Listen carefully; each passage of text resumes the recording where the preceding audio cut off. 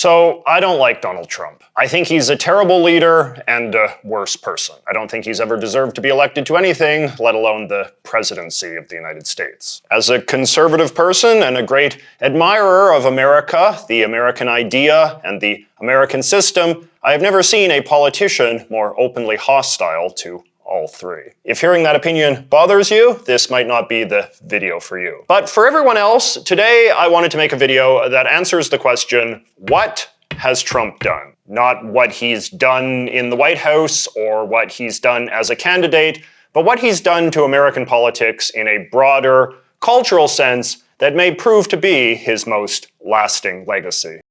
So a YouTuber friend of mine, Big Joel, tweeted this in October, and I found it quite profound. The fact that Trump is still running, that Republicans still like him, that he has about a 50% chance to win the election, that he completely controls the national conversation and Overton window, it's humiliating and gives the impression he's already spiritually won. So there is a saying that politics is downstream from culture, which is the idea that the world of politics is something separate and apart from the world of culture, but still heavily influenced by it. Politics is the small world of politicians and government and laws and elections, while culture is everything that fills up the rest of our lives, like what we buy and eat and watch. It is natural that the smaller thing is influenced by the bigger thing. And Trump's political rise feels like a sort of historic turning point in which culture has consumed politics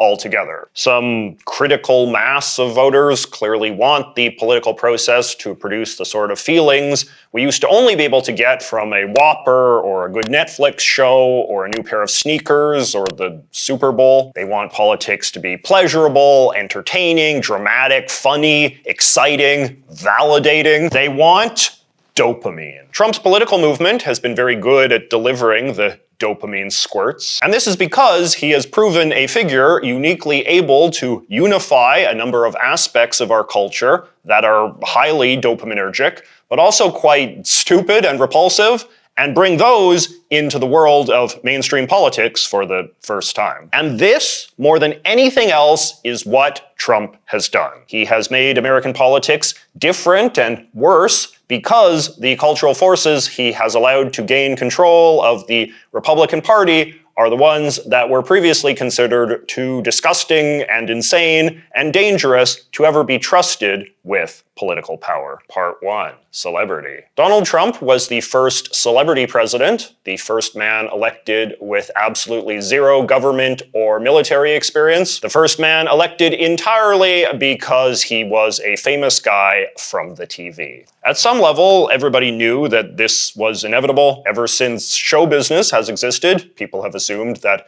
one of these days, some big Hollywood actor or rock star or athlete or someone like that would get elected president, and it would represent a critical moment in the merging of politics and entertainment. But what's fascinating about Trump is that the first celebrity president also wound up being a sort of meta celebrity, a man who was primarily famous just for being famous rather than for achieving any specific accomplishments in any particular field. Trump followed in his wealthy father's footsteps by working for a time as a real estate developer, though his talents as a property tycoon were quickly eclipsed by his talents as a charismatic playboy whose antics the tabloids love to cover in ribald detail. A 2016 New York Times story found that he only owned 4 notable properties in the city, one of which was a parking garage. But by the 1980s, it had become clear that the idea of Donald Trump, the rich Manhattan big shot, was vastly more compelling than anything Trump actually did in the world of business. His last name was accordingly turned into a luxury brand for the middle class, and it is from this that his greatest wealth was earned. Dozens of new corporations were set up to make money for Donald Trump by selling the dream of what Donald Trump was imagined to be. Come to my casinos. We'd love to have you. You'll absolutely love Trump steaks. People should get married at Trump Vineyard Estates. My suits will guarantee you're always boardroom ready. I think the biggest step towards success is going to be sign up at Trump University. The Trump Network wants to give millions of people renewed hope, and with an exciting Trump Home Mattress Collection. Trump the Game. Introducing Trump One. Donald Trump era begins on Raw.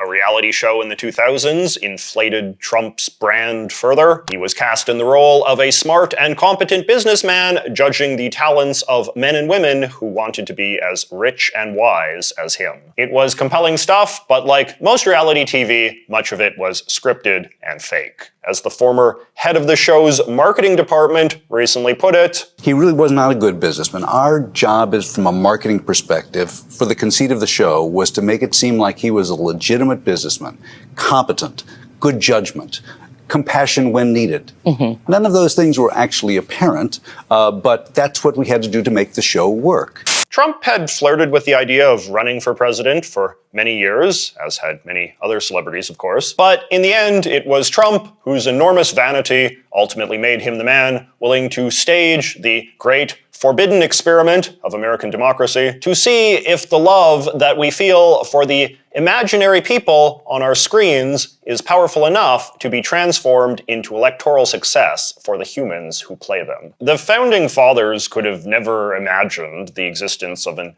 entertainment industrial complex able to produce celebrities at the scale we have today, let alone that such celebrities would be considered qualified for political office. And yet, celebrity is ultimately just a demonstration of public popularity, and the founders designed a political system in which the greatest responsibilities of political power are ultimately assigned to the winner of a popularity contest. Wins the presidency of the United States. Donald Trump has been defeated. Donald Trump has left the White House. The depth of love that Trump supporters have for their guy has wavered very little over the years, and it has not proven easily transferable to others. Republican politicians who have sought to copy Trump's personal style or mannerisms have not generally been successful, nor have efforts to hold Trump accountable for betraying various conservative principles or practices that have been historically assumed to define the identity of the Republican Party. Instead, loyalty to Trump has basically just been loyalty to a single man. A belief in that man's fundamental goodness as a person, a trust that he will always do what is right, and a willingness to define what is right based on whatever it is that he says or does. As the years have progressed, this personal loyalty has grown in extreme and often grotesque ways, encouraged by Trump's own bottomless desire for praise and attention, as well as his emotional fragility to even the mildest forms of criticism or dissent. A great number of evangelical Christians now routinely preach that Trump is a divine instrument of the Lord, and opposition to him satanic. I want you to know, and we want you to know, we believe you're a vessel. Amen. You're a chosen vessel. That's a Bible verse. That God chose Donald Trump and his family, and we will, it doesn't matter what people say, doesn't matter what people think, we know the truth. We know God chose them. I believe personally that God chose President Trump to help save our country, and that even though, not to make the comparison directly, but Christ. Republican pundits eager to prove their partisan bona fides must likewise offer endless sycophantic flattery, lest they offend the man and those who love him. Who is the greatest president in the whole world whom we love more than anybody in the world?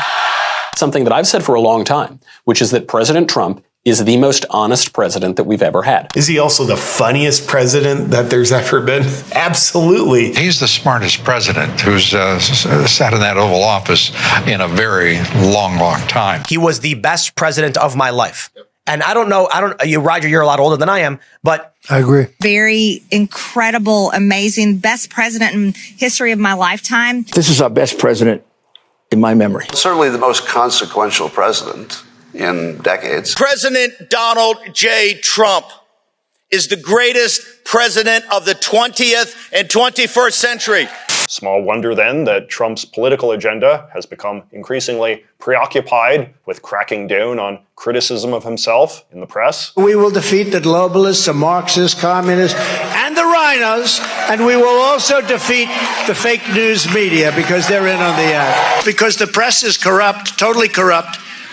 The press is the enemy of the people, all right?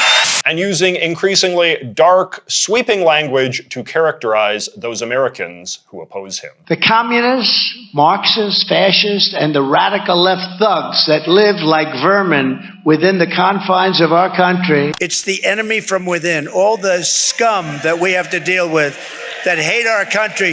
That's a bigger enemy than China and Russia. Corrupt, horrible people. These are horrible people. Oops, we should get along with everybody. They're horrible people.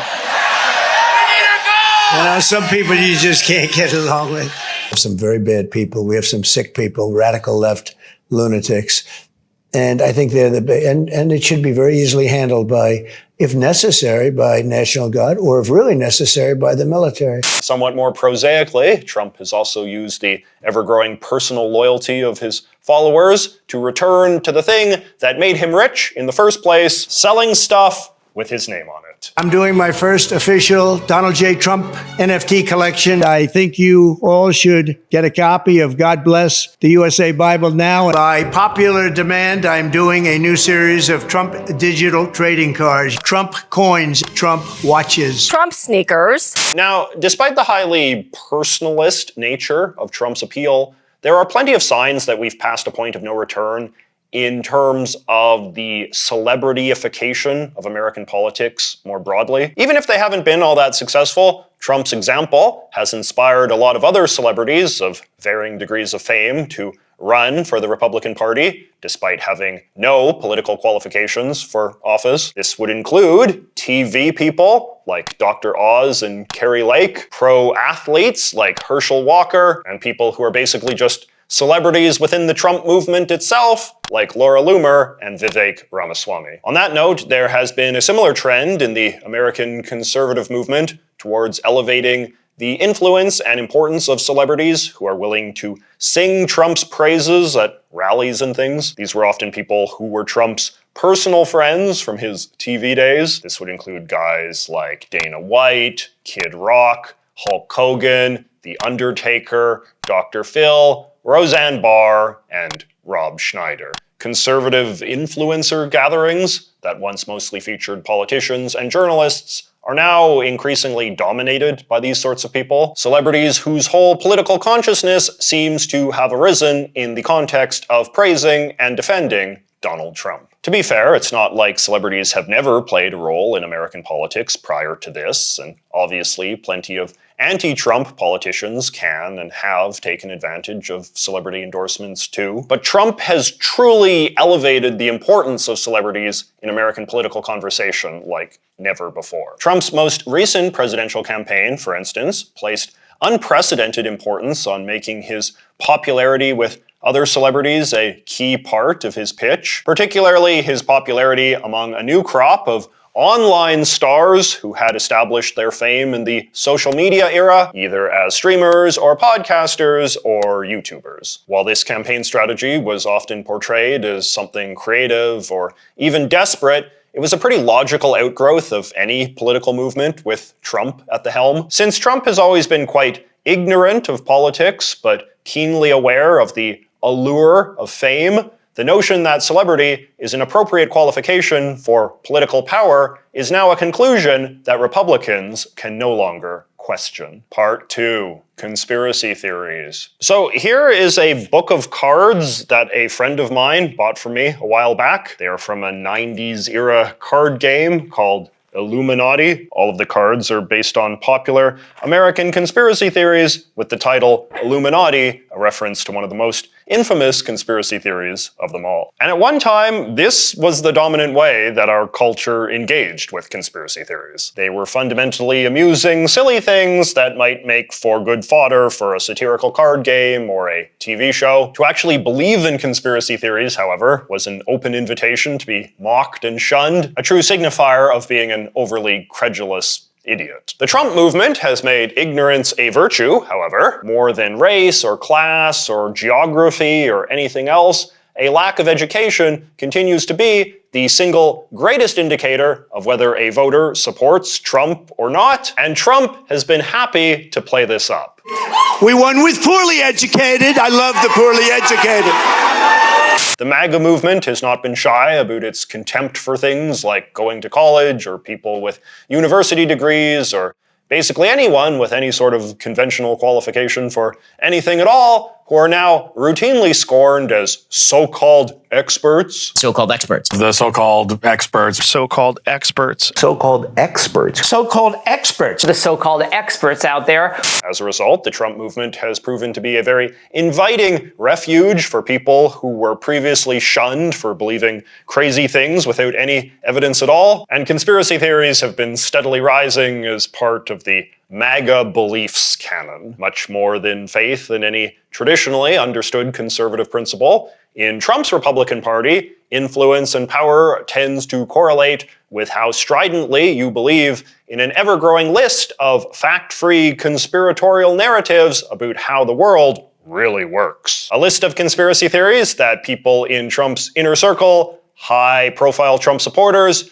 or in many cases Trump himself have believed would include Barack Obama was born in Kenya. Barack Obama is secretly gay. Michelle Obama was born a man. There is a pizza parlor in Washington, D.C. harvesting the blood of children. Many top Democrats are Satanists. Many top Democrats are pedophiles. 9/11 was an inside job. The 2020 election was rigged. January 6 was staged. The earth is hollow. The earth is flat. Forest fires are caused by space lasers. Hurricanes are caused by the government's secret weather machine. COVID isn't real. COVID was a bioweapon. And of course, the COVID vaccine is a mind control device, among many others. If you are familiar with some of these conspiracy theories, you will know that Trump himself often features prominently in them as a hero chosen by God to battle the evil, demonic, pedophile Satanists who are causing all of the problems. Likewise, a bunch of people who are basically just full-time conspiracy theorists have emerged as some of the most popular and influential thought leaders within the conservative movement during the Trump era, including Alex Jones, who promoted a truly horrific conspiracy theory about the Sandy Hook Elementary School massacre of 2012. He was and is a big Trump supporter. Trump appeared on his show and apparently wanted him to appear at his notorious January 6th speech. I will not let you down. You will be very, very impressed, I hope. And I think we'll be speaking a lot. Mike Lindell, the pillow magnate, is a fanatically loyal Trump supporter and often speaks at MAGA rallies and events. He made a whole movie claiming that the 2020 election was rigged by the Chinese. And today I call on each and every one of you to be courageous and do everything you can to help our great real president, Donald J. Trump, get elected.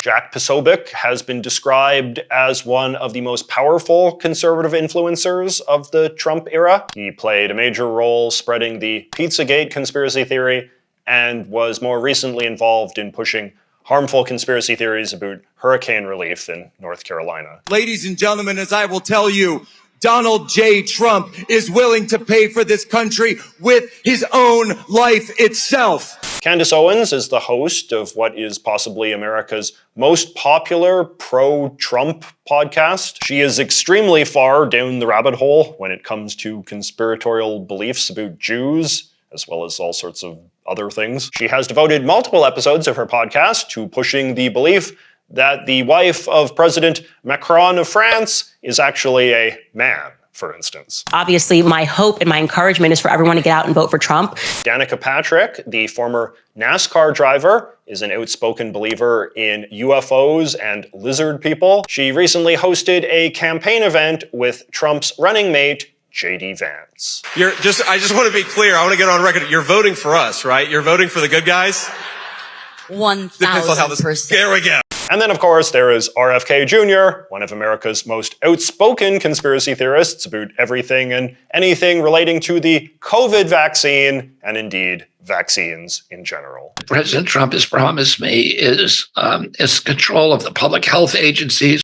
Part 3. The far right. So, Ronald Reagan is usually recognized as being the most important conservative figurehead of the last 4 decades or so of American politics. He presided over the transformation of the Republican Party into a movement defined by pro-market economic policy, traditional Christian morality, and proud and sentimental patriotism. The story of Reagan is often described as the triumph of the neo-conservatives, who displaced an earlier tradition of more moderate or even liberal Republicans. But the Reaganites also displaced an even earlier faction of conservative that practiced a quite dark and reactionary style of right-wing politics. This was a politics associated with things like white supremacy and anti-Semitism and nativism and isolationism and deep skepticism of the Constitution and democracy. During the Reagan years, some people started calling these holdouts the paleo-conservatives. There's a very good book that came out recently about the 80s and 90s in America called When the Clock Broke, and it has a great chapter on them. Now, today, these sorts of people have gained a lot of territory in some of the darker corners of the internet under a variety of new labels like alt-right or dissident right or new right or neo-reactionary, and a lot of other online subcultures that we could describe as being broadly anti-liberal, like the red pill set or the anti-woke people or whatever Sneeko is, tend to regurgitate a lot of this hard-right ideological rhetoric to their young male audiences, denouncing traditional American beliefs in freedom, equality, and democracy as their way of explaining everything that's wrong in the modern world. And when it comes to real-world politics, these people have all decided that Trump is their hero. I'm still praying for a Trump victory. I still think he's going to be the best president. Trump's appeal to them seems to be born from some mix of his background as a political outsider,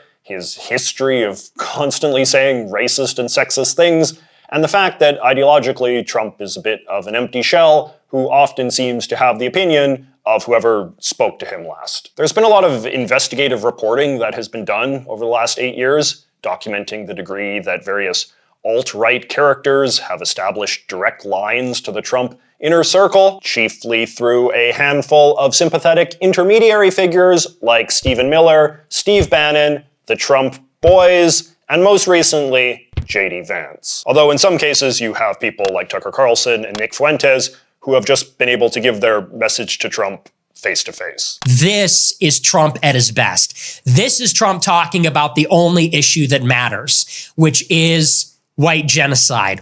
But despite the influence that these people have had in shaping Trump's movement and affecting who he hires and who writes his speeches, in many ways their extremist influences might be most significant in the long term. Since Trump has been hogging the leadership of the Republican Party for close to a decade now, longer than any politician since Nixon, I guess, there is a growing cohort of young Americans who barely have any memory of a Republican Party that wasn't also a Trumpist party. John Marshall, the editor of Talking Points Memo, articulated this point very well in a recent Twitter thread. Among Republican operatives and staffers under 30 or so, the majority, maybe the great majority, had their political awakenings on sites like 4chan, 8chan, various far-right incel and incel-adjacent online communities. They're all awash in this world of casual racism, ironic provocation,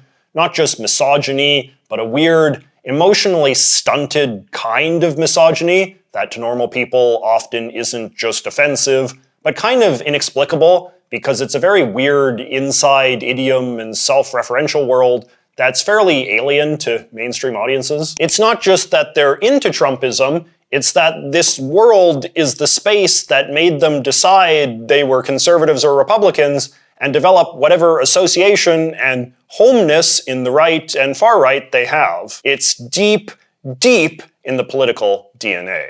The last thing that I would observe, and I would admit that this is a more aesthetic thing, is the degree that Trump's famously crude and vulgar way of talking has normalized that style in his party. The idea that political language should be as obscene and vicious as you feel like making it. This was on particular display at the big Republican rally at Madison Square Garden the other day, where you had speaker after speaker talking about Kamala Harris and other Democrats in a way that would have previously been considered deeply scandalous and shocking, and maybe even the stuff of enormous political scandal. What a sick son of a bitch.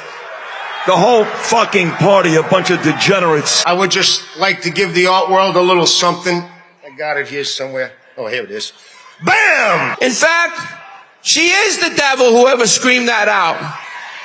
She is the Antichrist, the first Samoan, Malaysian, low IQ, former California prosecutor. Her and her pimp handlers will destroy our country. With a really bad actress. And these Latinos, they love making babies too. Just know that. They do. They do. There's no pulling out. They don't do that. They come inside, just like they did to our country. The fucking illegals, they get whatever they want, don't they? Don't get me started on my boy Tampon Tim. There is nothing embarrassing about this. Or how about this ad that Elon Musk's pro-Trump super PAC put out recently? Kamala Harris is a C word. You heard that right. A big old C word. In fact, all of the other C words think she's the biggest C word of them all. That's right, she's a tax-hiking, regulation-loving, gun-grabbing communist. That one is very revealing because even the bait-and-switch punchline itself is very extreme. I mean, even Nixon wouldn't say that the Democrats were literally communists. And here's another good example. This was a quote from Reddit that J.D. Vance approvingly retweeted the other day. Went early to vote today. There's a no political merch sign. Woman comes to vote wearing Trump gear. They tell her she can't. She calls one poll worker a dickhead and rips her shirt off. She told another poll worker to suck her and this is why she votes Trump. And then Vance adds, what a patriot. Senator Vance was, of course, also the guy who had previously tweeted to keep the cat memes flowing after Trump had gone on a racist ramble that legal Haitian immigrants in Ohio were eating the pets. They're eating the cats. They're eating the pets.